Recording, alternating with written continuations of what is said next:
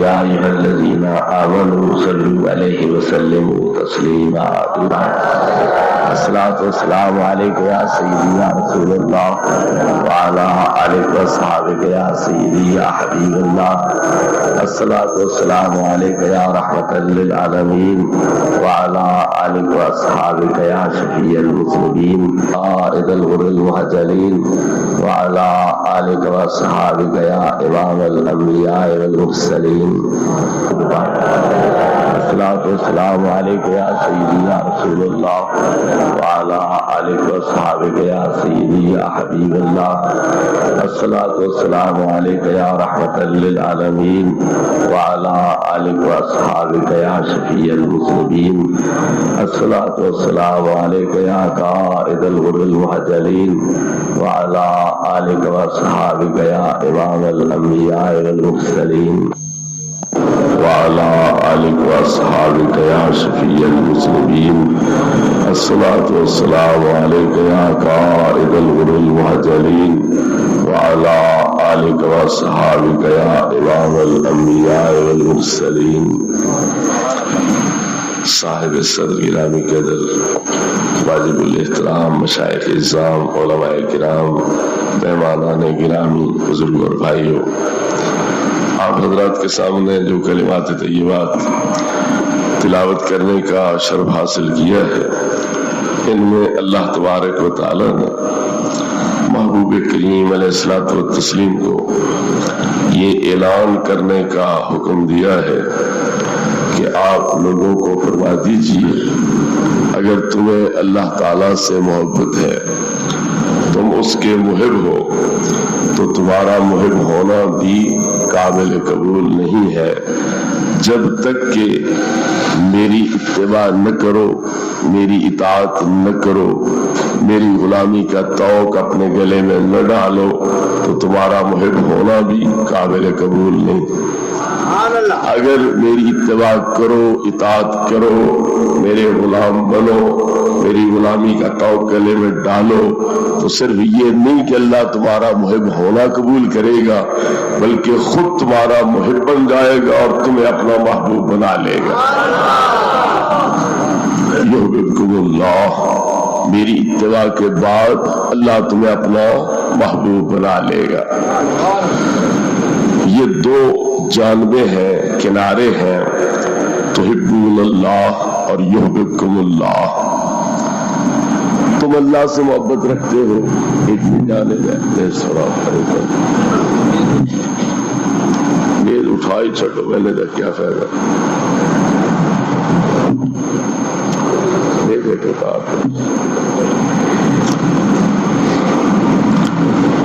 ایک جانب ہے تحبون اللہ کہ تم اللہ سے محبت کرتے ہو، دوسری جانب ہے یحببکم اللہ، اللہ تم سے محبت کرے گا۔ یہ سمندر کے دو کنارے سمجھو، ان میں بعد بعید ہے، تم اللہ کے محب، اللہ تمہارا محب، لیکن یہ دو محبتیں اکٹھی کب ہوں گی؟ جب درمیان میں واسطہ پیدا ہوگا، فاتبعونی والا۔ جب تک درمیان میں فاتبعونی واسطہ وسیلہ نہیں بنتا، یہ دو کنارے آپس میں نہیں مل سکتے، اور تحبون اللہ یحببکم اللہ کا اعزاز حاصل نہیں کر سکتا۔ یہ اعزاز تبھی حاصل ہوگا جب نبی پاک کی غلامی کا توق گلے میں ہوگا۔ تو اللہ رب العزت نے یہ واضح کر دیا کہ نبی کریم علیہ الصلوۃ والتسلیم صرف محبوب ہی نہیں ہے، بلکہ یہ ایسے محبوب ہیں کہ ان کے غلام بھی، ان کی غلامی کا پٹا گلے میں ڈالنے والے بھی میرے محبوب بن جاتے ہیں۔ تو نبی کریم علیہ الصلوۃ والتسلیم کی شان محبوبیت کو اس رنگ میں بیان کیا کہ وہ صرف محبوب ہی نہیں ہے بلکہ محبوب گر ہے، محبوب بنانے والے ہیں۔ تو جن لوگوں نے نبی کریم علیہ الصلوۃ والتسلیم کی صدق دل سے اتباع کی ہے، غلامی اختیار کی ہے، آپ کی شریعت کو اپنا اوڑھنا بچھونا بنایا ہے، اپنی طبیعت اور فطرت ثانیہ بنایا ہے، ان کو اللہ رب العزت نے محبوب سبحانی، محبوب الہی اور حبیب اللہ ماتبی حب اللہ یہ اعزاز عطا فرمایا۔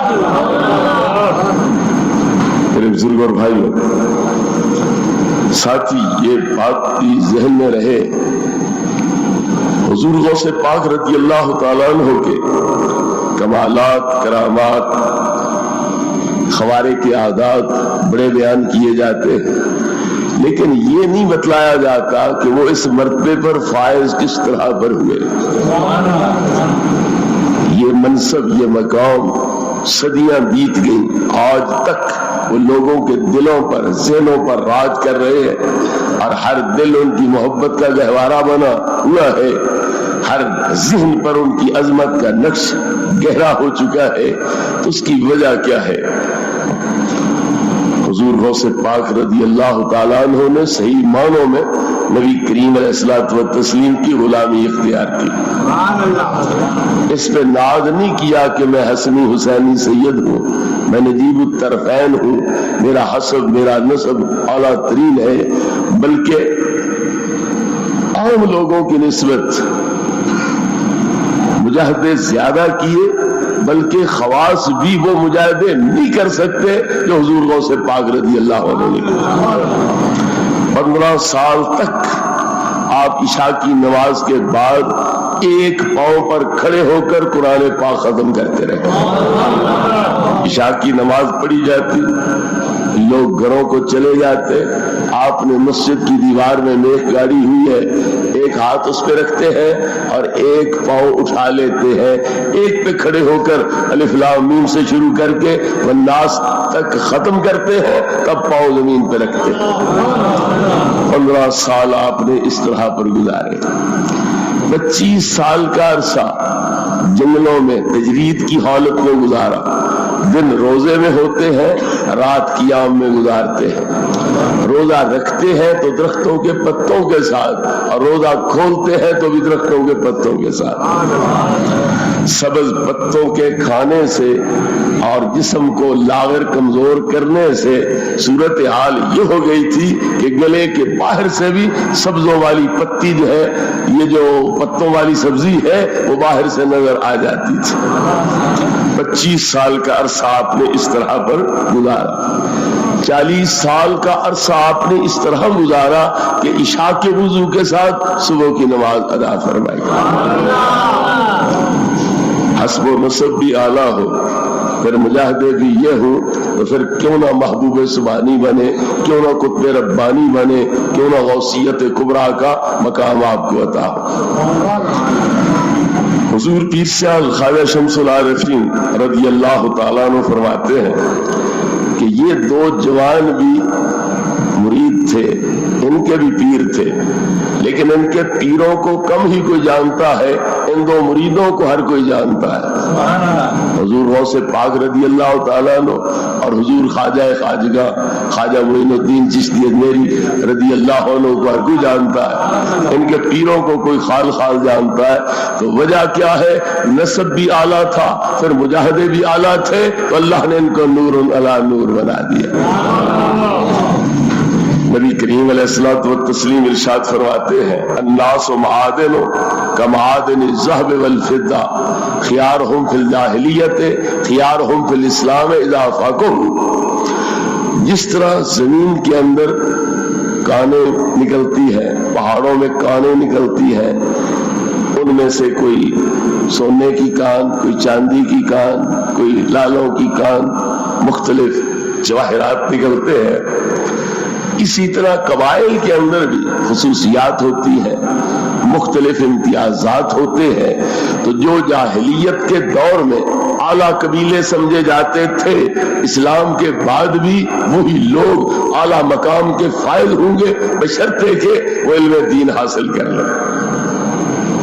تو قریش کا قبیلہ، بنو ہاشم کا قبیلہ، بنو عبد المطلب کا قبیلہ اسلام سے قبل بھی اعلیٰ مرتبے اور مقام پہ فائز تھے۔ اس دور میں جب اسلام لے آئے دین حاصل کر لیا تو پھر ان کو اور 4 چاند لگ گئے. جب نبی کریم علیہ السلام ان میں ظاہر ہوئے اس نسبت کی روح سے اور بلند مقام ان کو نصیب ہو گیا. یہ پنکھے آپ کے تقریر تو نہیں کرنے دیں گے, ادھر انتظام ہے کوئی نہ, اور وہ گلے کو بند کر رہے ہیں, اس لیے کوئی اور انتظام یہاں پنکھے کا کرو ورنہ تقریر ختم ہو جائے گی.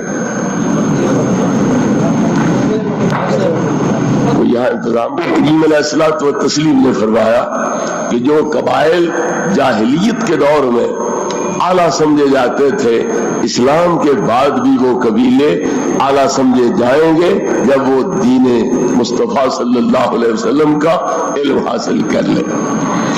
حضور غوث پاک رضی اللہ تعالی عنہ ہاشمی بھی ہے, مطلبی بھی ہے, پھر علوی بھی ہے, محمدی بھی ہے, حسنی بھی ہے, حسینی بھی ہے, فاطمی بھی ہے. یہ ساری نسبتیں آپ کو حاصل, پھر علم دین بھی حاصل کیا, پھر پڑھایا بھی ہے, پھر مدرس بھی بنے ہیں, خطیب بھی بنے ہیں, اور ہر طرح پر دین مصطفیٰ کی خدمت فرمائی. حضرات گرامی, حضور غوث پاک رضی اللہ تعالیٰ عنہ بچپن میں ایک بیل کے پیچھے دوڑ رہے ہیں.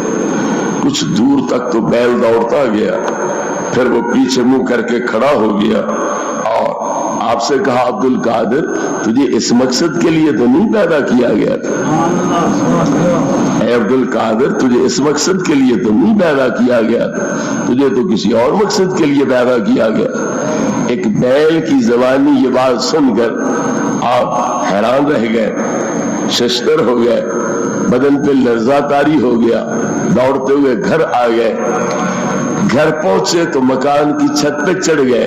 جب چھت پہ چڑھ کے مغرب کی طرف دیکھا, گیلان جو ایران کے اندر شہر ہے, اس سے جب مغرب کی طرف دیکھا تو میدان عرفات بھی سامنے تھا, سارے حجاج کرام بھی سامنے تھے.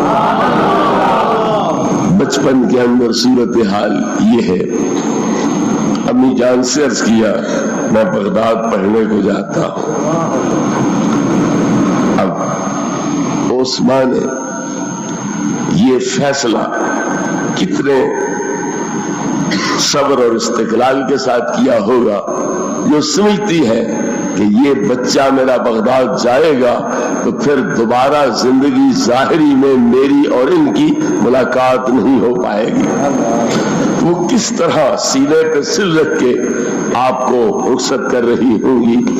تو جو ابا جان کے ترکے سے ان کا وراثت کا حصہ بنتا تھا وہ ان کے حوالے فرمایا, اور بچے کو دعائیں دے کے بغداد تعلیم حاصل کرنے کے لیے رخصت کیا, اور چلتے وقت وصیت یہ کی کہ بیٹے جھوٹ نہیں بولنا, بات سچی کرنا ہے. رستے میں قافلے پر حملہ ہو گیا, ڈاکہ پڑ گیا, جو پونجی کسی کے پاس تھی وہ لٹ گئی. ایک ڈاکو کے پاس سے آپ گزرے, اس نے پوچھا بیٹے کو تیرے پاس بھی مال ہے؟ آپ نے کہا ہاں 20 دینار ہے. کہاں ہے؟ کوٹ میں سلے ہوئے تھے, یہاں ہے. وہ حیران ہو گیا کہ جس جگہ پر ہے تلاشی کے باوجود بھی ہمیں نہیں مل سکتے تھے, اور اس بچے نے خود بخود بتلا دیا ہے. یہ عجیب بچہ ہے. اپنے سردار کے پاس پکڑ کے لے گیا, یہ بچہ عجیب ہے, اس نے آپ بتلا دیا ہے میرے پاس 20 دینار ہے. ڈاکوؤں کے سردار نے پوچھا بیٹے تم نے کیوں بتلا دیا؟ یہ تو اتنے پوشیدہ تھے کہ تلاشی کے باوجود بھی مل نہیں سکتے تھے. آپ نے فرمایا مجھے میری امی جان کی وصیت ہے کہ بیٹے جھوٹ نہیں بولنا. میں امی جان کی خلاف ورزی کیوں کرتا؟ ڈاکو کے ذہن پہ چوٹ لگی. یہ چھوٹا سا بچہ ہو کر اپنی امی کے حکم کی خلاف ورزی نہیں کرتا, اور میری عمر گزری اللہ کی بغاوت کرتے ہوئے, رسول پاک کی بغاوت کرتے ہوئے, میرے لیے شرم کا مقام ہے. تو کہا بیٹے تو میرا پیر ہے, میں تیرا مرید ہوں, میں تیرے ہاتھ پہ توبہ کرتا ہوں, میں آئندہ ڈاکے نہیں مارا کروں گا.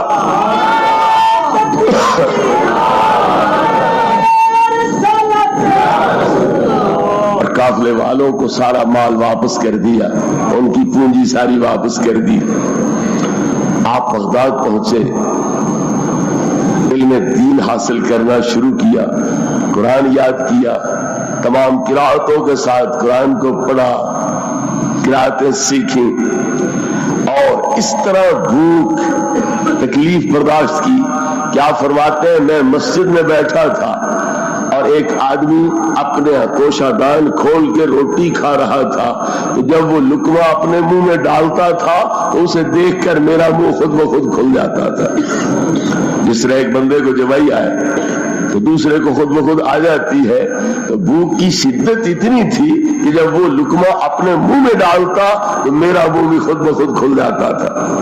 یہ پردیس کی شدتیں سختیاں برداشت کر کے علم دین حاصل کیا. پھر مجاہدے شروع کیے، ریاستیں شروع کی. برج اجمی کے اندر آپ چلے میں بیٹھے ہیں اور اللہ رب العزت کے ساتھ عہد کیا ہے، جب تک اللہ نہیں کھلائے گا نہیں کھاؤں گا، نہیں پلائے گا نہیں پیوں گا، نہیں پہنائے گا تو نہیں پہنوں گا. برج میں چلے میں بیٹھے ہیں، نفس کی چیخیں نکل رہی ہیں، بھوک سے پیاس سے. جو بھی گزرتا ہے وہ چیخیں سنتا ہے، وہ اندر جھانکتا ہے. حضور شیخ عبد القادر جیلانی بیٹھے ہیں، حضور کیا بات ہے، یہ چیخیں کیسی سنائی دے رہی ہے، یہ شور کیسا ہے؟ آپ فرماتے یہ نفس چیخ رہا ہے، میرا نفس شور مچا رہا ہے، یہ کھانے پینے کو مانگتا ہے. تو پھر حضور دے دو اس کو کھانے پینے کو، کیوں نہیں دیتے؟ فرماتے میں نے اللہ سے عہد کر رکھا ہے، جب تک تو کھلائے گا نہیں میں نہیں کھاؤں گا، پلائے گا نہیں میں نہیں پہنوں گا، پیوں گا، جب تک پہنائے گا نہیں میں نہیں پہنوں گا، میں نے عہد کر رکھا ہے. بالآخر وہ وقت آیا کہ اللہ نے فرمایا بحقی علیک یا عبد القادر کل، بحقی علیک یا عبد القادر اشرب، بحقی علیک یا عبد القادر البس. جو میرا حق ہے تجھ پر میں اس کا واسطہ دے کے کہتا ہوں، اے عبد القادر کھا، اے عبد القادر پی، اے عبد القادر پہن. تب آپ نے کھانا پینا پہننا شروع کیا. حضور شیخ عبد القادر جیلانی رضی اللہ تعالیٰ عنہ کا خادم بازار میں گیا آپ کے لیے کپڑا لینے، اور اس تھان پہ ہاتھ رکھا جس سے وقت کا خلیفہ اپنا سوٹ بنایا کرتا تھا. اس تھان پہ جا کے ہاتھ رکھا. بزاز بڑا حیران ہوا کہ کہلاتے درویش ہیں، فقیر ہیں، اور کپڑے وہ استعمال کرتے ہیں جو وقت کا خلیفہ استعمال کرتا ہے. تو اس کے پاؤں میں ایک میخ چبھ گئی اور خون فوارے کی صورت بہنے لگ گیا. ہر ہیلا کیا گیا، جتن کیا گیا، وہ خون رک نہیں رہا، بند نہیں ہو رہا. بالآخر اس کو اٹھا کے حضور غوث پاک رضی اللہ عنہ کی بارگاہ ناز میں لایا گیا. آپ نے فرمایا بیٹے تو نے کپڑا بیچنا تھا، تو نے مجھ پر اعتراض کیوں کیا کہ عجیب درویش ہے کہ کپڑا وہ استعمال کرتے ہیں جو وقت کا خلیفہ استعمال کرتا ہے؟ تو نے مجھ پر اعتراض کیوں کیا تھا؟ یہ جو تو نے اعتراض کیا تھا وہی میخ بن کے تیرے پاؤں میں چبھ گیا، اور اگر تو نادم نہ ہوتا، تائب نہ ہوتا، میری بارگاہ میں حاضری نہ دیتا تو یہ خون کبھی بند نہ ہوتا اور اسی میں تیری ہلاکت واقع ہو جاتی. پھر آپ نے کیا فرمایا کہ مردے کو کفن اچھا دینا چاہیے کہ نہیں؟ مردے کو کفن اچھا دینا چاہیے کہ نہیں؟ جی حضور اچھا دینا چاہیے. فرمایا ہم بھی اس نفس مردہ کو کفن کے طور پر یہ اچھا لباس دے رہے ہیں. ہم نے سینکڑوں موتوں کے ساتھ اس نفس کو مارا ہے، اب یہ مردہ ہے اس کو کفن پہنا رہے ہیں. تم بھی مردے کو کفن اچھا دیتے ہو، ہم بھی اس مردے کو کفن اچھا پہنا رہے ہیں. حضرت گرامی، حضور غوث پاک رضی اللہ تعالیٰ عنہ بیک وقت مصلی پہ امام بھی رہے، منبر پہ خطیب بھی رہے، مسند تدریس پر مدرس بھی رہے، اور مسند ارشاد پر ایک عظیم مرشد اور پیر کی حیثیت سے بھی آپ تشریف فرما رہے. تو بیک وقت دین مصطفیٰ صلی اللہ تعالی علیہ وسلم کی خدمت کی، شریعت کے لحاظ سے، طریقت کے لحاظ سے، حقیقت کے لحاظ سے، اور عوام کو وعظ و نصیحت کے ذریعے فسق و فجور سے بچایا، کفر اور شرک سے بچایا، اللہ واحد کے در پہ جھکایا، نبی کریم علیہ الصلوۃ والتسلیم کا امتی بنایا، اور جو کامل تھے ان کو اکمل بنایا، اور جو صاحب شریعت تھے ان کو صاحب طریقت بنایا، جو صاحب طریقت تھے ان کو صاحب حقیقت بنا دیا۔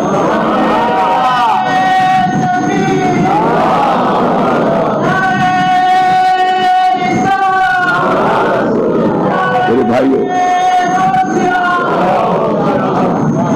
حضور غوث پاک رضی اللہ تعالیٰ عنہ حسنی حسینی سید ہے، اور یہ دونوں نور جو نبی کریم علیہ الصلوۃ والتسلیم کے لاڈلوں کے اندر پھیلے تھے وہ یہاں آ کر یکجا ہو گئے۔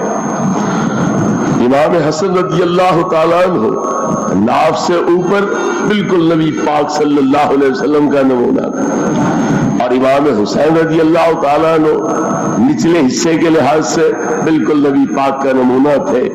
امام اہل سنت مولانا احمد رضا خان بریلوی فرماتے ہیں صاف شکل پاک ہے، دونوں کے ملنے سے عیاں خط توام میں لکھا ہے یہ دور کا نور کا، ایک سینہ تک مشابہ ایک وہاں سے پاؤں تک اسر سبتین ان کے جاموں میں ہے نیما نور کا۔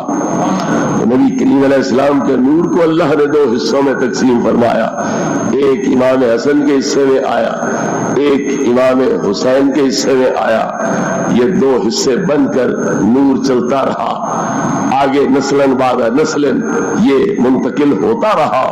جب غوث پاک رضی اللہ عنہ کی باری آئی تو پھر حسنی حسینی دونوں نور یہ یکجا ہو گئے، اور شیخ عبد القادر جیلانی کی صورت میں دنیا پر پھر نمودار ہو گئے۔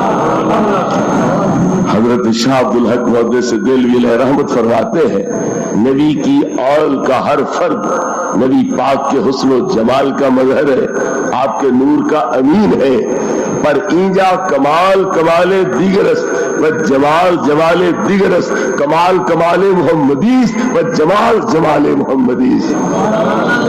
اس جگہ کمالی اور ہے جمالی اور ہے، یہ کمال بھی کمال محمدی کا نمونہ ہے اور یہ جمال بھی جمال محمدی کا نمونہ ہے۔ اعلیٰ حضرت بریلوی نے آپ کے حسب و نسب کے لحاظ سے جو شرف اور امتیاز آپ کو حاصل ہے اسے بڑے پیارے رنگ میں بیان کیا ہے۔ پہلے مسئلہ ذہن میں رکھو کہ سورج کی تپش سے پہاڑوں کے اندر مواد پگھلتے ہیں اور وہ جدھر رستہ ملتا ہے ادھر چلتے رہتے ہیں، اور پھر ایک جگہ پر جہاں نرمی ہو، پھیلنے کی گنجائش ہو، نرم جگہ ہو تو وہ اس جگہ کی نرمی سے فائدہ اٹھاتے ہوئے وہاں اکٹھے ہونے لگ جاتے ہیں تو وہ ایک کان بن جاتی ہے۔ جب اس جگہ پر کھدائی کی جاتی ہے تو پھر وہ مواد سونا چاندی لالوں کی صورت میں ہاتھ آنے لگ جاتا ہے۔ تو یہ لال کس طرح حاصل ہوا؟ شیخ عبد القادر جیلانی والا یہ لال کس طرح حاصل ہوا؟ وہ فرماتے ہیں نبوی خر علوی کو بطولی مادن حسنی لال حسینی ہے اجالا تیرا۔ نبی کریم علیہ السلام سورج کی مانند، حضرت علی پہاڑ کی مانند، حضرت زہرا کون کی مانند، اس سورج کی تپش سے حضرت علی والے پہاڑ میں یہ مواد پگھلے، وہ جس کان میں جمع ہوئے وہ حضرت زہرا رضی اللہ عنہ کی ذات ہے، اور اس میں جو لال پیدا ہوئے وہ شیخ عبد القادر جیلانی کی نبوی خر علوی کوخ بطولی مادن حسنی لال حسینی ہے اجالا تیرا۔ باغوں پر بارش برستی ہے، موسم پھولوں کے پیدا ہونے کا ہو، پودوں کے اگنے کا ہو تو پھر گلاب کے پودے اگتے ہیں، پھر ان پہ کلیاں بنتی ہیں، پھر وہ کھلتی ہیں، پھر پھول بنتے ہیں۔ تو یہ گلاب کا پھول کیسے حاصل ہوا؟ تو فرماتے ہیں نبوی می الوی فصل بطولی گلشن حسنی پھول حسینی ہے مہکنا تیرا. نبی کریم علیہ الصلوۃ والتسلیم باران رحمت ہے، مولا علی فصل ہے، موسم ہے، حضرت زہرا گلشن ہے، گلستان ہے. تو نبوی بارش کی وجہ سے علوی فصل کے اندر گلستان زہرا کے اندر یہ عبدالقادر والا پھول بہک رہا ہے اور وہ سامنے آ رہا ہے. حضرت گرامی، حضور شیخ عبدالقادر جیلانی رضی اللہ تعالیٰ جب حسب و نسب کے لحاظ سے بھی اعلیٰ اور مجاہدے اور ریاستیں بھی سب سے اعلیٰ اور بالا، تو پھر کیوں نہ مقام محبوبیت عطا ہو. نبی کریم علیہ الصلوۃ والتسلیم ارشاد فرماتے ہیں کہ ما اللہ رب العزت کا ارشاد گرامی ہے، ما تقرب الی عبد بشیء احب الی مما افترضت علیہ. فرائض سے بڑھ کر کوئی چیز ایسی نہیں جو بندے کو اللہ کے قریب کر سکے. سب سے بڑا ذریعہ اللہ رب العزت کے قریب ہونے کا فرائض کی ادائیگی ہے. اس کے بعد پھر نفلی عبادات کا مقام ہے. لا یزال عبدی یتقرب الی بکثرۃ النوافل حتی احببتہ فاذا احببتہ كنت سمعہ الذی یسمع بہ وبصرہ الذی یبصر بہ ویدہ التی یبطش بہا ورجلہ التی یمشی بہا. پھر بندہ نفلوں کی کثرت کے ذریعے میرے قریب آنے کی کوشش کرتا رہتا ہے. میں اس کی کوشش کو ضائع نہیں کرتا، اسے پھل لگاتا ہوں، اس کا بدلہ اسے دیتا ہوں، اس کا ثمرہ اسے عطا کرتا ہوں. کیا کہ میں اسے اپنا محبوب بنا لیتا ہوں. اللہ فرماتا ہے میرے بندو تم ایک بالشت اگر میرے قریب آئے میں ایک ہاتھ تمہارے قریب ہو جاؤں گا. اللہ بڑا رحیم، بڑا کریم، بڑا مہربان ہے. اللہ رب العزت فرماتا ہے کہ من تقرب منی ذراعً تقربت الیہ باعًا. ایک ہاتھ میرے قریب آئے گا میں پورا کلاوہ اس کے قریب ہو جاؤں گا. ومن اتانی یمشی اتیتہ ہرولۃ. جو پیدل چلتے ہوئے میری طرف آئے گا کہ میری رحمت دوڑتے ہوئے اسے اپنی آغوش میں لے لے گا. تو اللہ بڑا کریم ہے، وہ کسی کی محنت ضائع نہیں کرتا ہے. تو جب محنت ضائع نہیں کرتا تو پھر جو اس طرح نفلوں کی کثرت کرے اور فرائض کی پابندی کرے اللہ ان کو مقام محبوبیت عطا کرتا ہے. جب مقام محبوبیت عطا کرے تو پھر کیا ہوتا ہے؟ اللہ فرماتا ہے اس کے کان میں ہوتا ہوں جن سے سنتا ہے، اس کی آنکھیں میں بنتا ہوں جن سے دیکھتا ہے، اس کے ہاتھ میں ہوتا ہوں جن سے پکڑتا ہے، اس کے پاؤں میں ہوتا ہوں جن سے چلتا ہے. یہ بخاری شریف کے الفاظ ہیں. اور باقی روایتوں میں کیا ہے؟ وَلِسَانَهُ الَّذِي يَتَكَلَّمُ بِهِ. اس کی زبان میں ہوتا ہوں جس سے بولتا ہے. وَفُؤَادَهُ الَّذِي يَعْقِلُ بِهِ. اس کا دل و دماغ میں ہوتا ہوں جس سے سوچتا ہے، غور و فکر کرتا ہے. اس سے آگے کیا فرمایا؟ لَئِن سَأَلَنِي لَأُعْطِيَنَّهُ.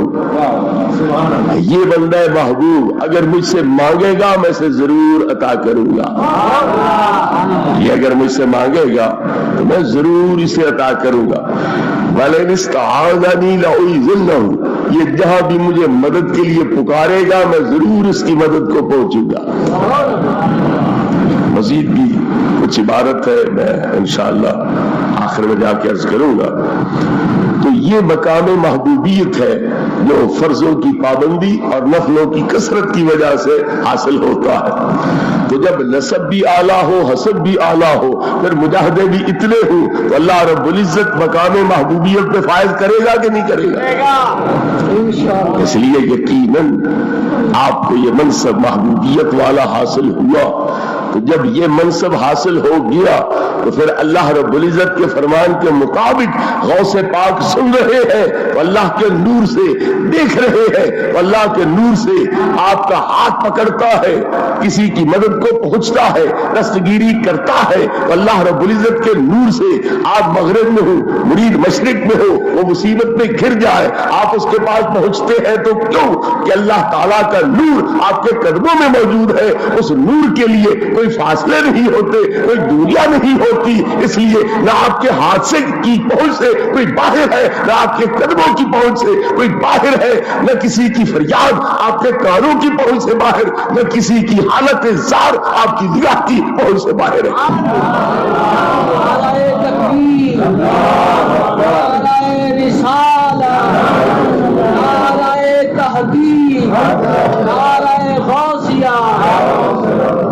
میرے بھائیوں، اس حدیث قدسی کے بارے میں کسی کو کوئی شک و شبہ نہیں ہے، یہ مسلم حدیث ہے، صحیح حدیث ہے۔ ہر ایک نے اپنے اپنے رنگ میں اس کے معنی بیان کیے، اس کی تفسیریں بیان کی، اس کی وضاحت کی کہ اس کا مطلب کیا ہے، اللہ کان کیسے بنتا ہے، آنکھ کیسے بنتا ہے، ہاتھ کیسے بنتا ہے، پاؤں کیسے بنتا ہے۔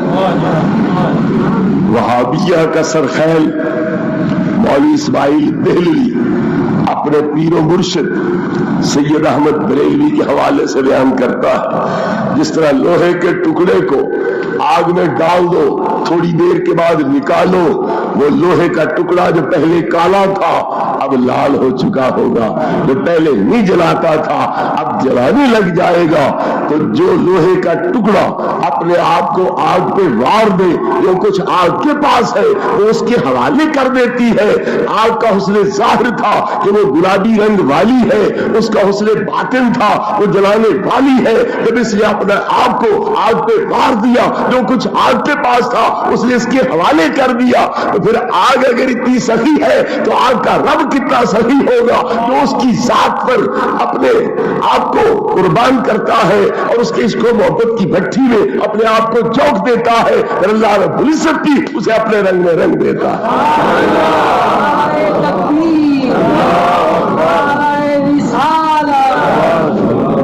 اللہ فرماتا ہے صبغۃ اللہ ومن احسن من اللہ صبغۃ، لوگ بھی رنگ چڑھاتے ہیں میں بھی رنگ چڑھاتا ہوں، لوگ بھی رنگ چڑھاتے ہیں میں بھی رنگ چڑھاتا ہوں۔ انگریزوں کے پاس کپڑا لے جاتے ہو، یہ کالا رنگ کر دے، اس کا نیلا رنگ کر دے، اسے کچا پیلا کر دے، اسے پکا پیلا کر دے، اسے گلابی بنا دے، مختلف رنگوں میں وہ کپڑے رنگ رہا ہے اور رنگ کرانے والے اس کے پاس جا رہے ہیں۔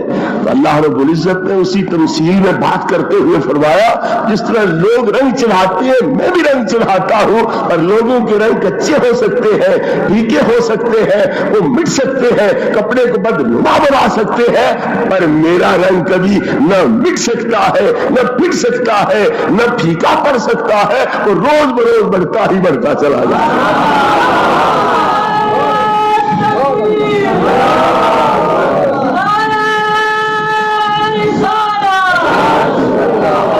حضرات گرامی،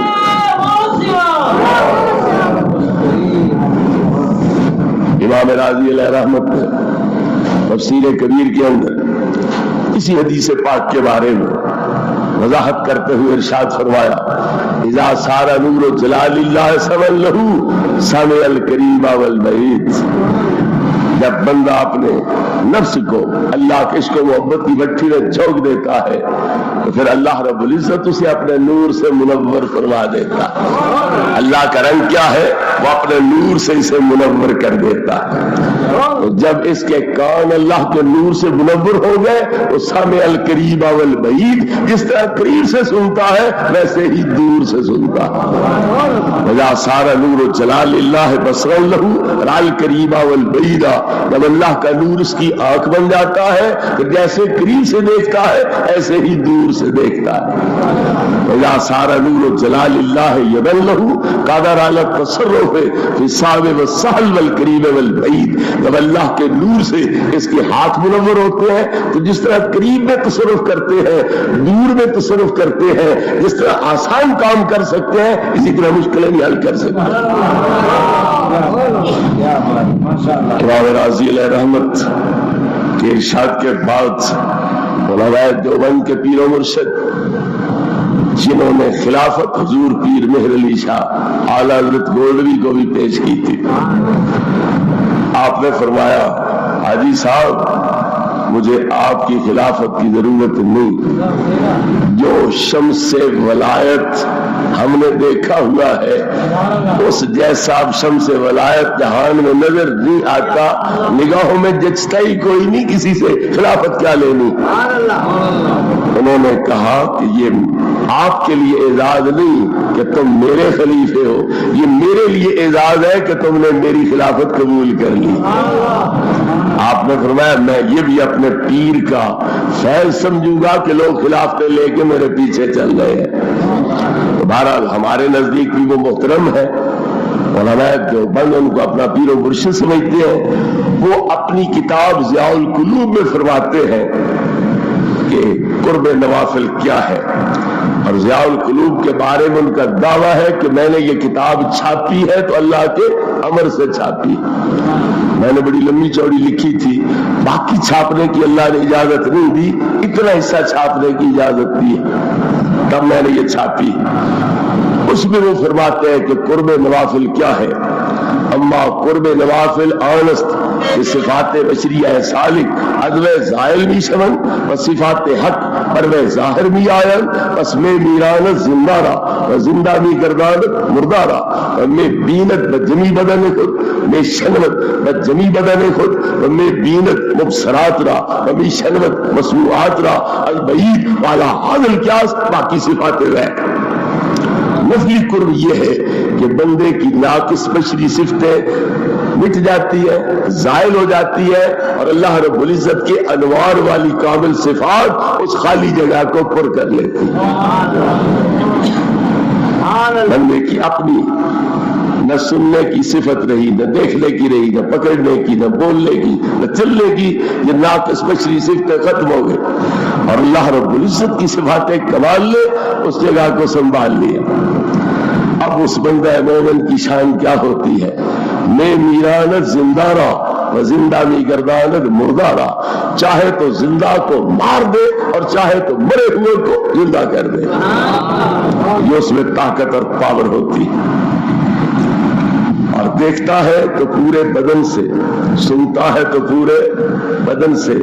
اور جس طرح قریب سے دیکھتا ہے دور سے دیکھتا ہے، جس طرح قریب سے سنتا ہے دور سے سنتا ہے، اور باقی صفات کا بھی یہی حال ہے. تو اس سے پتا چلا کہ نفلوں کی برکت سے بندہ اس مقام پہ پہنچتا ہے کہ وہ مرے ہوئے کو زندہ بھی کر سکتا ہے، اور جو زندہ ہے ان کو مارنا چاہے تو مار بھی سکتا ہے. اس مقام پہ وہ پہنچ جاتے ہیں. حضور غوث پاک رضی اللہ تعالیٰ اپنے مدرسہ میں خانقاہ میں تشریف فرما تھے. ایک مائی نے اپنا بچہ سلوک سیکھنے کے لیے وہاں چھوڑا ہوا تھا. مائی جب وہاں پہنچی تو دیکھا اس کا بچہ تو سوکھے ٹکڑے کھا رہا ہے اور حضور غوث پاک رضی اللہ تعالیٰ نے مرغ کا گوشت کھا رہے ہیں. پیروں کے مرغ، مولویوں کے مرغ بتیرے پیٹوں میں وٹ پیدا کرتے ہیں، تکلیف پیدا کرتے ہیں. تو وہ مائی دیکھ کے صبر نہ کر سکی، ضبط نہ کر سکی، فوراً اعتراض کر دیا کہ حضور میں نے تو اپنا بچہ اس لیے آپ کے پاس چھوڑا تھا کہ دنیا میں بھی سکھ پائے گا، اگلے جہان بھی سکھ پائے گا. یہاں کا سکھ تو میں دیکھ رہی ہوں، پھر اگلے جہان بھی اسی طرح کا سکھ ہوگا. آپ نے اپنے حصے کا جو سالن تھا، کیونکہ گھر میں پکا تھا سالن، گھر والوں نے بھی کھایا. کھال اس کی کہیں پڑی، پر کہیں پڑے، سری کہیں ہے، ٹانگیں کہیں ہیں، انتڑیاں کہیں ہیں. تو صرف جو آپ کے حصے کا سالن تھا اس سے جو ہڈیاں نکلی، بوٹیاں آپ نے کھا لی، جو ہڈیاں بچی وہ آپ کے پاس پڑی تھی. انہی پر ہاتھ رکھ کے کیا فرمایا؟ قم بسم اللہ و ببرکت محمد صلی اللہ علیہ وسلم. اے مرغ اللہ کے نام سے اور محمد کریم کے نام کی برکت سے کھڑا ہو جا. انہی چند ہڈیوں سے وہ مرغ زندہ ہو کے کھڑا ہو گیا. آپ نے فرمایا مائی جب تیرا بچہ مرے ہوئے کو زندہ کرنے کے قابل ہو جائے گا تب اسے حق دیا جائے گا، یہ زندہ کو مار بھی سکے گا. جب تک یہ مرے ہوئے کو زندہ کرنے کے قابل نہیں ہو جاتا، زندہ کو مارنے کا حق اسے نہیں دیا جا سکتا. مطلب یہ ہے کہ ہم اس کا نفس مار رہے ہیں، اسے پارس بنا رہے ہیں، اسے اکسیر بنا رہے ہیں. جب یہ مردوں کو زندہ کرنے کے قابل ہو جائے گا تب اسے یہ حق دیا جائے گا یہ زندہ کو ذبح کر کے کھاتا بھی رہے. اس لیے چند دن مجاہدے کرنے پڑتے ہیں، اس نفس کو مارنا پڑتا ہے، اسے ذلیل کرنا پڑتا ہے، اس کے تقاضے پامال کرنے پڑتے ہیں، تب جا کر کوئی مقام حاصل ہوگا. دیکھو اللہ رب العزت نے بنی اسرائیل کے مقتول کا کھوج لگانے کے لیے طریقہ کیا بتلایا؟ گائے لے لو، اسے ذبح کر دو، اس کا گوشت مردے کو مارو، وہ اپنے زندہ ہو جائے گا، اپنے قاتل آپ بیان کر دیں. واقعہ یہ پیش آیا بنی اسرائیل میں کہ ایک بوڑھا امیر ہے، مالدار ہے، ایک ہی اس کا بچہ ہے. اس کے بھتیجوں نے سوچا کہ اگر بچے کو دے مار تو بوڑھا تو جائے گا خود مر، وراثت ساری ہمارے ہاتھ آ جائے گی. اس لیے انہوں نے اپنے چچا جاد بھائی کو ٹھکانے لگا دیا. پھر حضرت موسیٰ علیہ السلام کے پاس مدعی بن کے پہنچ گئے. حضرت موسیٰ نے سوچا میں کہوں قاتل تم ہو تو یہ میرے گلے پڑیں گے، میرے ساتھ الجھیں گے، لڑیں گے. اس لیے اللہ سے عرض کیا کہ کوئی ایسا طریقہ بتلا کہ یہ پکڑے بھی جائیں اور میرے سر الزام بھی نہ آئے. اللہ نے فرمایا ان کو کہو گائے لے لے، اس کو ذبح کر دے اور اس کا گوشت اس مردے کو مارے، یہ زندہ ہو جائے گا، اپنا قاتل آپ بیان کر دے. اب گائے پہلے ذبح کرو پھر اس کا گوشت مارو، تو زندہ گائے کیوں نہ اس کے ساتھ ٹکرا دے؟ زندہ جیتی جاگتی گائے کیوں نہ اس کے ساتھ ٹکرا دے؟ یہ زندہ ہو جائے، قاتل بیان کر دے، گائے بھی کام آتی رہے، دودھ دیتی رہے. ذبح کیوں کرائی؟ مفسرین کرام فرماتے ہیں کہ یہ قسم جانوروں کا بڑا مغرور ہوتا ہے، متکبر ہوتا ہے. ایک بیل ہے، نوجوان ہو گیا ہے، ابھی اسے خراش پہ ہلوں پہ نہیں جوتا گیا تو وہ کتنی بڑھ کے مارتا ہے، کس طرح پاؤں کے ساتھ دھرتی کو کریدتا ہے، کس طرح سینگوں کے ساتھ دھرتی کا سینہ چیرتا ہے. وہ سمجھتا ہے کہ میں سینگ سے زمین کا کلیجہ چیر سکتا ہوں، میں بڑک مار کے آسمان پھاڑ سکتا ہوں. یہ غرور اور تکبر کا وہ مظاہرہ کرتا ہے. تو جس طرح اس میں غرور اور تکبر ہے، ہمارے نفس میں غرور اور تکبر ہے، وہ ذبح ہوا تو اس کے گوشت سے مردہ وہ زندہ ہو گیا. اسی طرح تمہارا نفس بھی جب مر جائے گا تو جس مردے سے ٹکرا جائے گا اسے بھی حیات نصیب ہو جائے گا.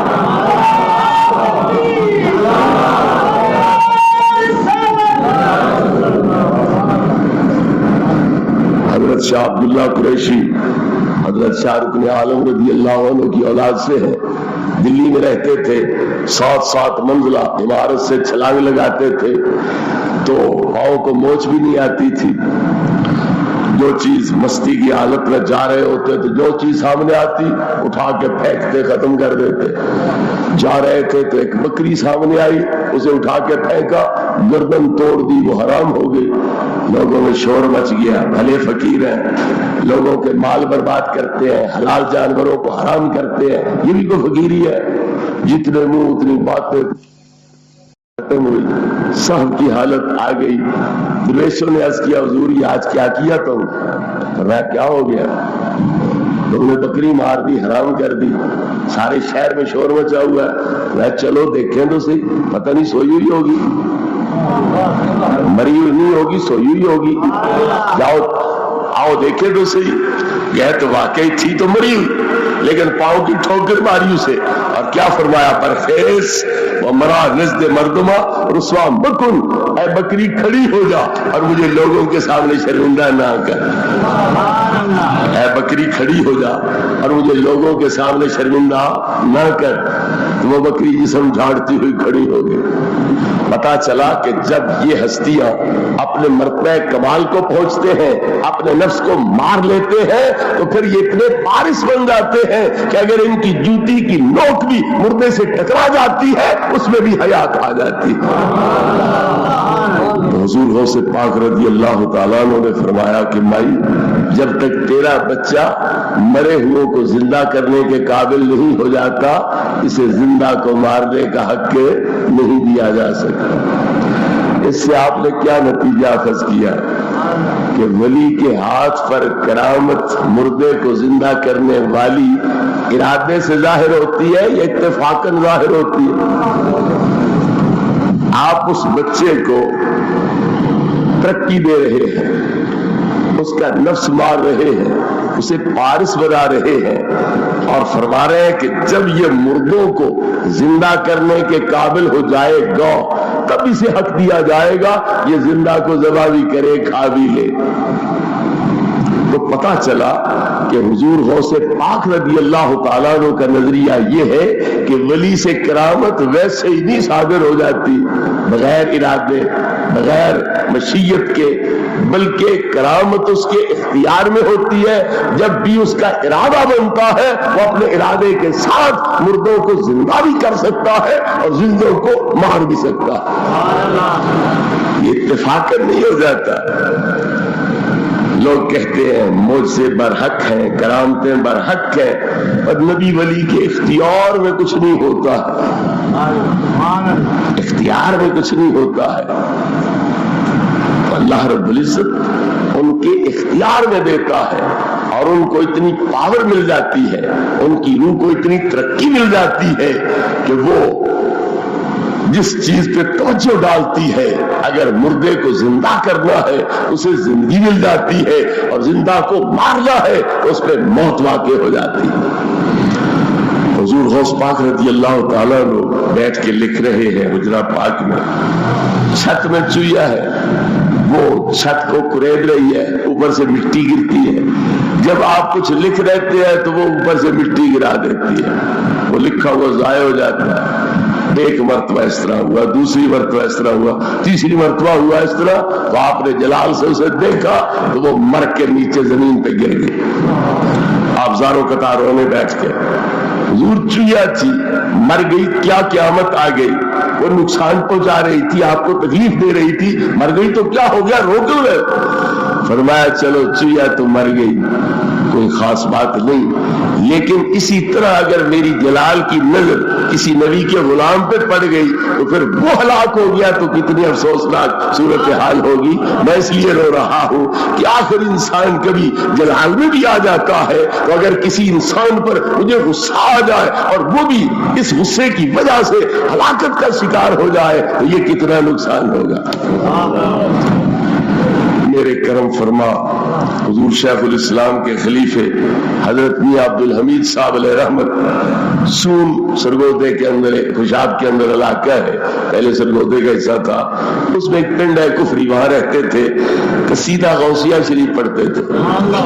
حضور غوث پاک رضی اللہ تعالیٰ عنہ ان کو ملے، بندوق ان کے ہاتھ میں دی، یہ بندوق ہے، اسے اس طرح کھولا جاتا ہے، یہاں کارتوس رکھا جاتا ہے، پھر اسے بند کر دیا جاتا ہے، یہ اوپر شست کے نشان لگے ہوئے ہیں، یہاں سے نشانہ باندھا جاتا ہے، یہ نیچے گھوڑا ہے، اس کو دبایا جاتا ہے، اچھا تو نشانہ رکھ دینا، گھوڑا میں دبا دوں گا، تو نشانہ رکھ دینا، گھوڑا میں دبا دوں گا۔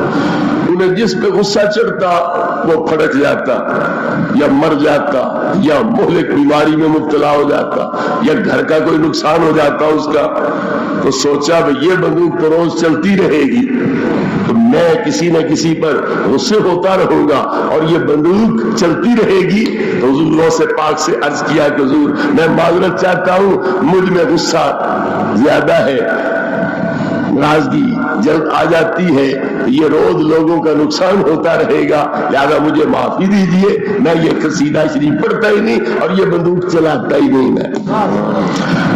تو یہ جلال آپ کا جو ہے وہ اب بھی ظاہر ہوتا رہتا ہے، اور جو صحیح تعلق والے ہوتے ہیں ان کے ساتھ آپ کی امداد شامل حال ہوتی ہے۔ اس لیے اور ہر ولی کی یہ شان ہے کہ ینصرون اولیاءہم ویدمرون اعداءہم، کہ وہ اپنے دوستوں کی مدد کرتے ہیں اور ان کے دشمنوں کو تباہ و برباد کرتے ہیں۔ تو جب عام ولی کی شان یہ ہے تو ولیوں کے سردار کی شان کیا ہونی چاہیے؟ حضرات گرامی، حضور غوث پاک رضی اللہ تعالی واز فرما رہے تھے، چیل آ گئی، اوپر چکر باندھ لیا، تو تو سنی قوم ابتدا سے ہی ایسی ہے، انہوں نے اس چیل کی طرف دیکھنا شروع کر دیا۔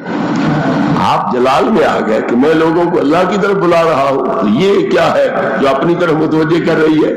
ہوا کو حکم دیا خودی ہے یاری، اے ہوا اس کا سر کاٹ دے، گردن قلم کر دے۔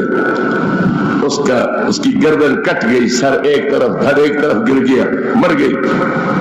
آپ نے جب خطبہ ختم کیا وہ جلال ٹھنڈا ہو گیا، جمال کا غلبہ ہوا تو اس پہ ترس آیا، اس کی سری پکڑ کے دھڑ سے جوڑی اور خدایا میرے جلال کی وجہ سے اگر اسے مارا ہے تو اب میں التجا کرتا ہوں اسے دوبارہ زندگی بھی عطا کر دے۔ وہ زندہ ہو کر پھر فضاؤں میں چلی گئی۔ تو حاجی امداد اللہ مہاجر مکی علیہ رحمت کیا فرماتے ہیں؟ میں میران زندہ رہا و زندہ می گردان مردہ رہا، کہ ولی قرب نوافل کی وجہ سے اس مقام پہ پہنچتا ہے کہ وہ زندہ کو مار بھی سکتا ہے اور مرے ہوئے کو زندہ کر بھی سکتا ہے۔ مولویوں کو تکلیف تو ہوگی، وہ اس قسم کے مولویوں کو جو پیدا پہلے ہوتے ہیں اور ماں باپ کا نکاح بعد میں کراتے ہیں، وہ اپنے حرامی ہونے پر خود مہر تصدیق لگا دی۔ جو بغیر نکاح کے پیدا ہو وہ حلالی ہوتا ہے یا حرامی ہوتا ہے؟ تو پھر اپنے حرامی ہونے پر مہر تصدیق لگائی کہ کوئی نہ لگے۔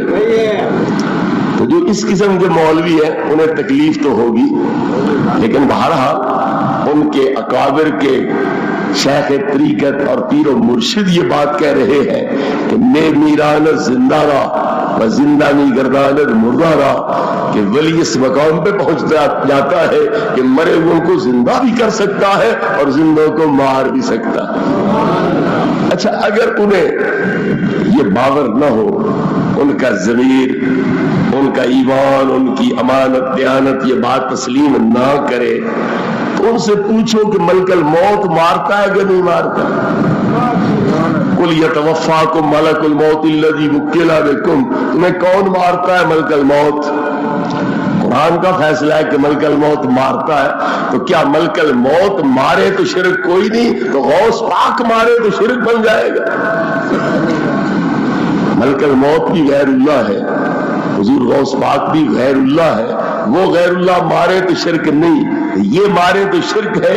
اگر وہ مارتے اللہ کی اجازت سے تو یہ بھی مارتے اللہ کے اذن سے، ان کی زبان کن کی کنڈی بن جاتی ہے اور لوح محفوظ کے ترجمان بن جاتے ہیں، لہذا یہ بھی اللہ کے مقابلے میں نہیں مار رہے ہیں، اللہ کے اذن سے مار رہے ہیں۔ حضرت اسرافیل سور پھونکیں گے، سارے زندہ مر جائیں گے؟ کوئی نہ۔ پہلی مرتبہ سور پھونکیں گے تو سارے زندہ لوگ مر جائیں گے، اتنے روئے زمین پر زندہ ہوں گے سارے مر جائیں۔ دوبارہ 40 سال کے بعد سور پھونکیں گے تو اگلے مردے بھی پچھلے مردے بھی سارے اکٹھے زندہ ہو جائیں گے۔ تو پھر اسرافیل اللہ کا شریک بن گئے، اس نے ایک پھونک سے سب زندہ مار دی، دوسرے پھونک سے اگلے پچھلے مردے سارے اکٹھے زندہ کر دی، اللہ کا شریک بن گیا، محیی اور ممیت بن گیا۔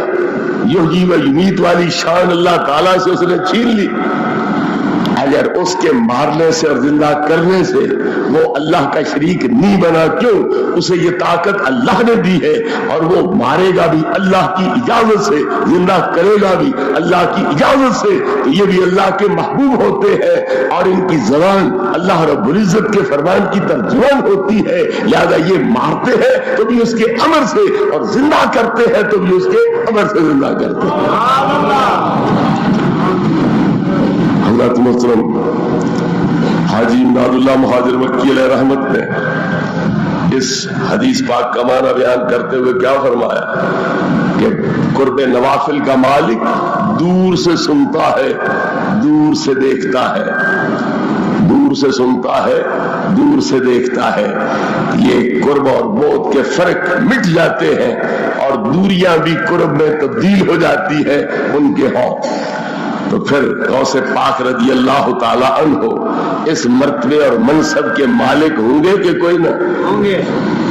اسی لیے آپ فرماتے ہیں نظرت الی بلاد اللہ جمن کخردلۃ علی حکم اتصالی، میں اللہ کی ساری کائنات کو ہمیشہ ہمیشہ کے لیے اپنے سامنے یوں دیکھ رہا ہوں جیسے رائی کا دانہ ہوتا ہے، جیسے رائی کا،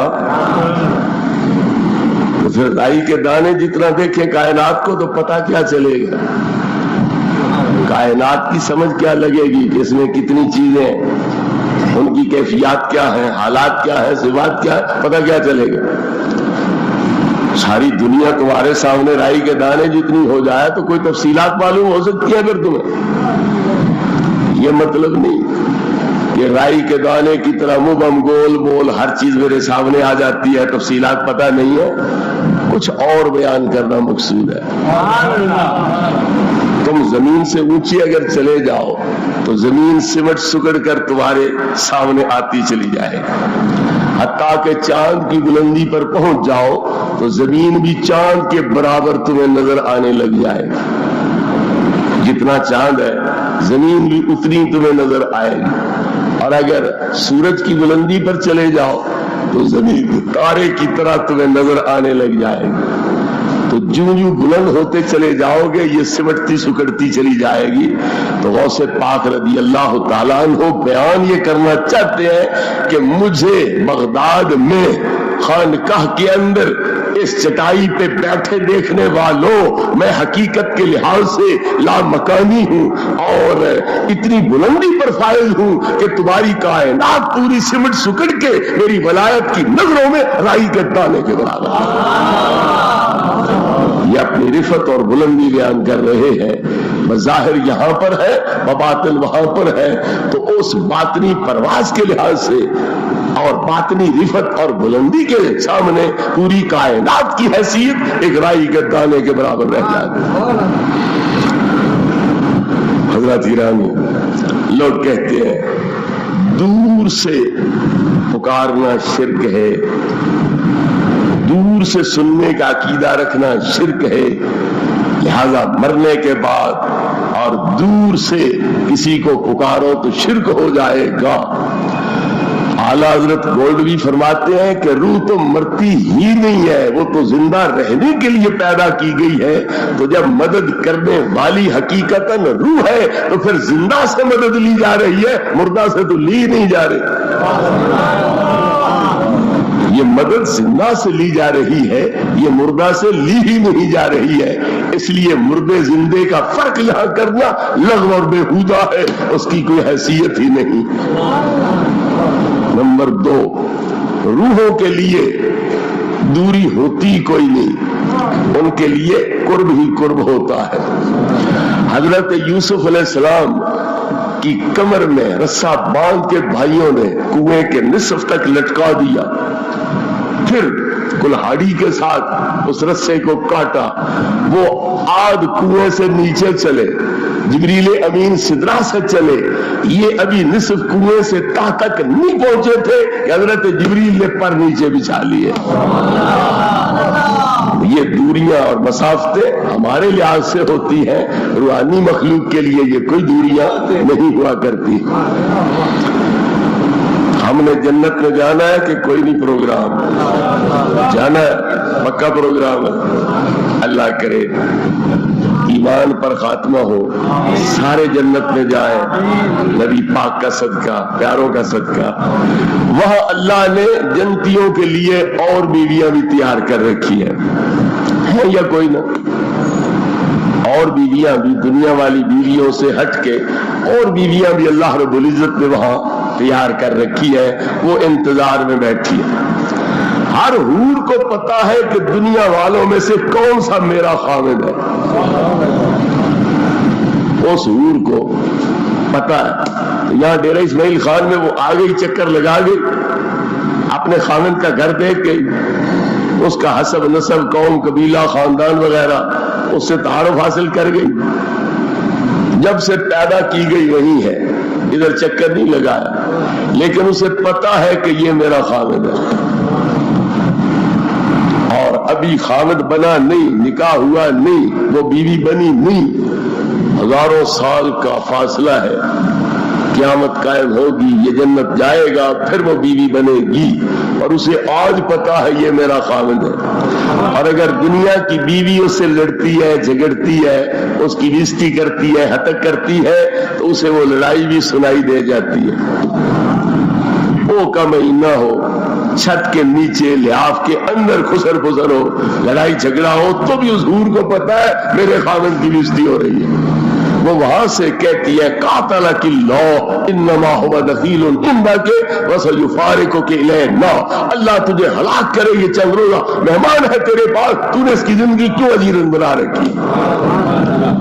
ایک اور مومن جنتی کی حور بیوی, اس کو اتنی دور سے نظر بھی آ جاتا ہے, دور سے سنائی بھی دے جاتا ہے.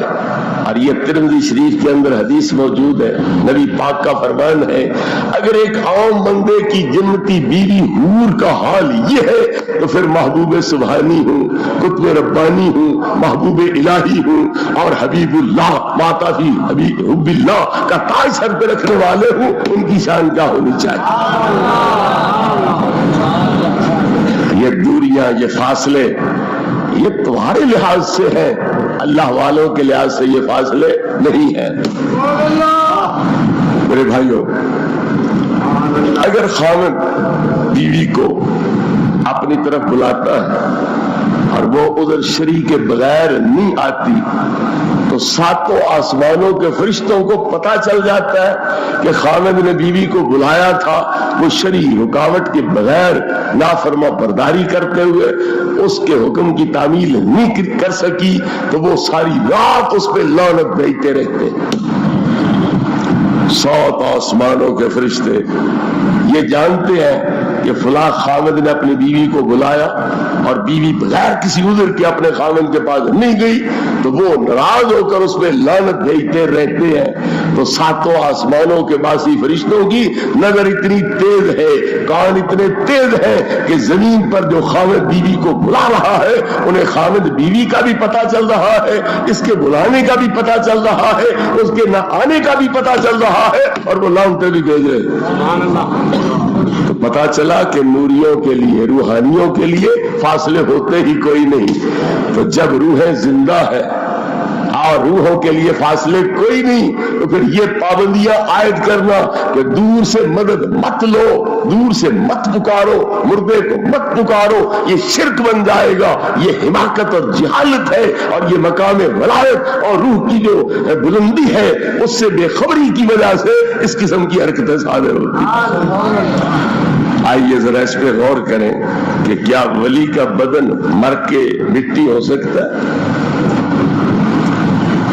حضرت جبریل امین علیہ السلام کو اللہ نے اس وقت حکم دیا جب فرعون گھوڑے پر سوار ہو کر سمندر کے کنارے اکڑ کے کھڑا تھا اور قوم بھی رکی کھڑی تھی, سمندر میں چھلانگ نہیں لگا رہے تھے.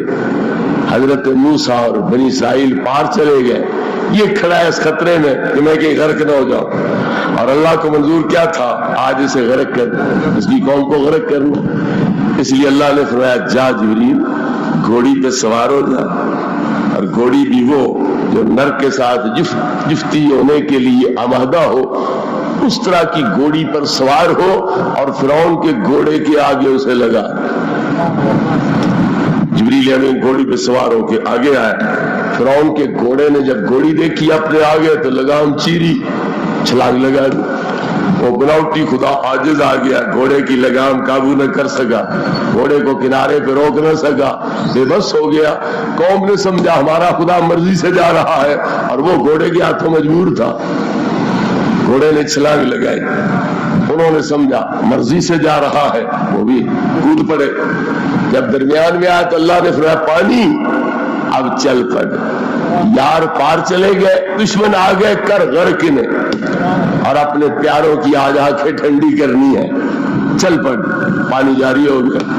وہ جو جم کے کھڑا تھا, منجمد ہو کے کھڑا تھا, وہ انجماد ختم ہو گیا, چل پڑا, یہ غرق ہو گئے. گھوڑی پار نکلی. گھوڑی سم رکھتی ہے بنجر زمین پر, جہاں سم رکھتی ہے وہ زمین بنجر, اور جب سم اٹھاتی ہے وہ سبزہ نکلا. عام لوگوں نے خیال نہ کیا, سامری نے خیال کیا. یہ گھوڑی عجیب ہے، سوار عجیب ہے، سم رکھنے سے پہلے زمین ویران بنجر ہوتی ہے، سم رکھ کے اٹھاتی ہے تو سبزہ نکل آتا ہے۔ یہ کوئی سوار بھی عجیب ہے، سواری بھی عجیب ہے، اس کے سموں کی مٹی لے لینی چاہیے، اس سے کوئی عجوبہ ظاہر ہوگا، کوئی شعبہ ظاہر ہوگا۔ تو وہ کہتا ہے بصرت بما لم یبصروا بہ، لوگوں نے نہ دیکھا، میں نے دیکھا۔ فقبضت قبضۃ من اثر الرسول، میں نے اس اللہ کے بھیجے ہوئے آدمی کی گھوڑی کے صبح والی مٹی مٹھی بھر لے لی۔ جب موسیٰ علیہ السلام طور پہ گئے، مہینے کی بجائے 40 دن ہو گئے، واپس نہ آئے تو سامری نے کہا خدا ہم آپ بنا لیتے ہیں، یہ کون سی بات ہے، لے آؤ سونا، بڑا خوبصورت سا خدا میں تجھے بنا کے دیتا ہوں۔ بچھڑے کی صورت میں اسے ڈھالا، جب وہ صورت بن گئی بچھڑے کی، سونا اس صورت میں ڈھال دیا تو وہ مٹی اس کے منہ میں رکھ دی۔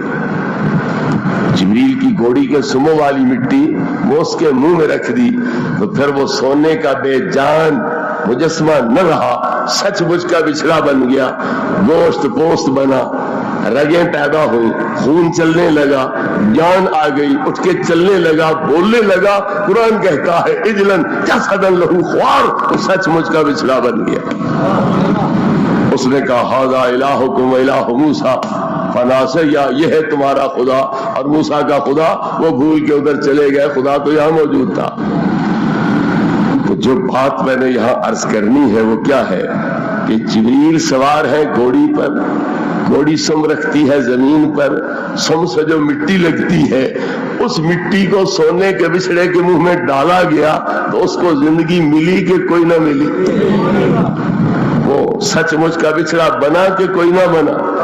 اگر جبریل کی نسبت ہو گھوڑی سے اور گھوڑی کے سموں سے نسبت ہو مٹی کو، تو وہ مٹی آئے بچھڑے کے منہ میں تو وہ سونے کا بے جان بچھڑا سچ مچ کا جاندار بچھڑا بن سکتا ہے۔ تو اگر جبریل کی گھوڑی کے سموں کی طاقت یہ ہے تو جن سینوں اور دلوں کے اندر اللہ کے اپنے ڈیرے ہیں ان کی شان کیا ہونی چاہیے؟ نعرہ تکبیر، نعرہ رسالت، نعرہ تحقیق، نعرہ غوثیہ۔ اللہ رب العزت فرماتا ہے لا یسعنی ارضی ولا سمائی ولکن یسعنی قلب عبدی المومن، نہ میں آسمانوں میں سوا سکتا ہوں نہ میں زمینوں میں سوا سکتا ہوں، اگر سوا سکتا ہوں تو بندہ مومن کے دل میں سوا سکتا ہوں۔ قلب المومن عرش اللہ، مومن کا دل اللہ کا عرش ہوتا ہے۔ تو اگر جبریل کی گھوڑی کے سموں سے لگ جانے والی مٹی مردوں کو زندہ کر سکتی ہے تو پھر جن دلوں کے اندر سینوں کے اندر اللہ رب العزت کے اپنے ڈیرے ہیں پھر ان کی زندگی میں شک و شبہ کیا ہو سکتا؟ اسی لیے اکابرین نے فرمایا الا ان اولیاء اللہ لا یموتون بل ینتقلون من دار الی دار، اللہ کے ولی مرتے نہیں ہیں بلکہ ایک مکان سے دوسرے مکان کی طرف منتقل ہوتے ہیں۔ میں ابھی حضرت حاجی امداد اللہ و حاضر مکی کے حوالے سے عرض کر رہا تھا کہ قرب نوافل کیا ہے کہ بندے کی ناقص بشری صفتیں ہٹ جاتی ہے اور اللہ والی صفتیں اس خالی جگہ کو پر کر لیتی۔ اب بندے کی صفت کیا ہے؟ ان اللہ خلق آدم علی صورتہ، اللہ نے آدم کو اپنی صفات کے نمونے کے طور پر پیدا فرمایا۔ تو اللہ کی ہے صفات حقیقی سنیے، وہی بندے کی صفات ہے، تو پھر اندازہ ہو جائے گا کہ ولی کی صفات کیسی ہونی چاہیے۔ اللہ کی صفات حیات، علم، سمع، بصر، ارادہ، قدرت، کلام، تکلیم، یہ 8 صفتیں حقیقی ہیں اللہ رب العزت کی جن کو امہات الصفات کہا جاتا ہے۔ اور اللہ نے آدم کو اپنی صفات کے نمونے کے طور پر پیدا کیا تو گویا آدم اور نسل آدم کے اندر بھی یہی 8 صفات موجود ہیں۔ اب جتنا کوئی اللہ سے دور ہوگا ان صفات کا ظہور اس میں کم ہوگا، جتنا کوئی فرائض نوافل کے ذریعے قریب ہوتا جائے گا ان صفات کا ظہور اس کے اندر کامل اکمل طور پر ہوتا جائے گا۔ پھر جہاں بندہ اللہ کے علم، اللہ کے سننے، اللہ کے دیکھنے والی صفتوں کا نمونہ بن جاتا ہے، وہاں اللہ کی صفت حی قیوم کا بھی نمونہ بنے گا کہ کوئی نہیں بنے گا؟ اللہ رب العزت کی صفت حیات کا بھی وہ نمونہ بن جائے گا. تو جب اللہ زندہ ہے ہمیشہ کے لیے اور اس پر موت نہیں آ سکتی تو جو ولی فنا فی اللہ مقام اللہ کے مقام پہ فائز ہوگا پھر وہ بھی زندہ جاوید بن جائے گا. کبھی موت اسے مار سکتی ہی نہیں ہے, وہ ہمیشہ کے لیے زندہ ہی زندہ رہے گا. حضرات گرامی, تو حضور غوث پاک رضی اللہ تعالیٰ عنہ ان مجاہدات اور ریاضات کی بدولت اللہ کے نور سے سنتے ہیں, اللہ کے نور سے دیکھتے ہیں, اللہ کے نور سے بولتے ہیں, اللہ کے نور سے پکڑتے ہیں اور اللہ کے نور سے ہی چلتے ہیں. اس لیے کوئی فاصلے ان کے سامنے فاصلے نہیں رہ جاتے. حضور غوث پاک رضی اللہ عنہ فرماتے ہیں کہ میں اگر مغرب میں ہوں, میرا مرید مشرق میں ہو, وہاں اس کا سطر کھلے گا تو میں مغرب میں ہوتے ہوئے اس کا سطر ڈھانپ دوں گا, وہ آپ کا ہاتھ اتنی دور تصرف کر سکے گا. آپ فرماتے ہیں اگر میں مغرب میں ہوں, میرا مرید مشرق میں